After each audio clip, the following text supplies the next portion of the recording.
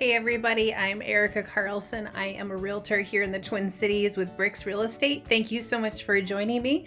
We're going to talk about getting past just the scrolling through the internet and just trying to keep the home buying process really simple for any of you who have never done it before.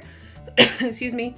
I know people look for months before they ever commit to choosing a real estate agent or choosing a loan officer. And so I just want to break down the home buying process into like one simple 6-step process, just make it a lot less complicated than some people are actually making it. I'm amazed when I can find a buyer that I'm able to help, where we do just make it a really simple process. We just don't need to make it so complicated. Now, that does mean I am skipping over a couple of details, and I've gone through those in other videos for you to go into much deeper. But just to keep it simple today, if you are thinking about becoming a home buyer in the next year, then this video is probably, a good starting point for you. So let's just talking about that, nudging you forward. Shake your camera because I'm bumping into things. And here's the 6 steps. Please do these in the right order because everybody jumps to step 3. I swear, everybody steps to 3. So step 1, gather your documents, get pre-approved. So I don't have a list of exactly the documents your particular lender is going to want. It's probably going to be W-2s. It's probably going to be tax documents, the stuff that you probably have shoved into some file folder somewhere. You're going to have to dig it back out and show them that when you tell them you make X amount a year, here's the statement that shows that. They just don't go off of our good word. So pull those things together, find a loan officer. I can recommend a few for you if you're kind of stuck and not sure who to speak to. You do not have to go to your bank. You do not have to go to a credit union. In fact, you don't have to go in anywhere, not just because of COVID, but all of this can be done online. So you really don't need to make this complicated by finding a time to talk to them. You just need time to click on a link and get started. So number 2, you're going to have to start working on where that down payment is coming from.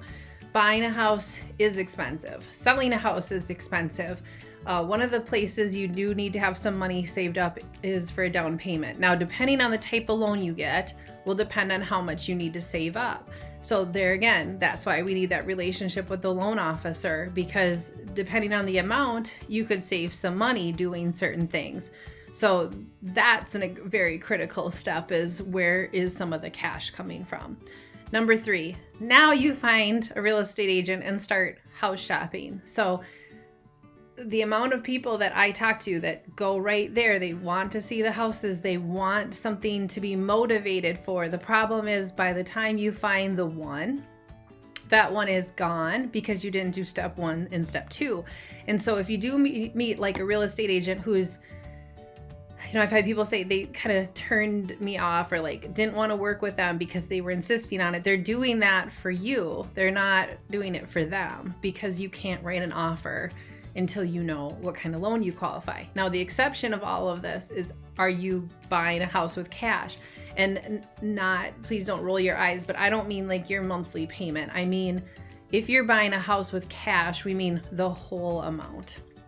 Just to be very clear. So when sometimes people say it to me, I'm like, okay, so you have $100,000 in cash or $200,000 or $300,000 in cash. So I have had some people where they get confused and think I'm talking about the monthly payment, which I'm not. If we're buying a house with cash, we mean the whole thing.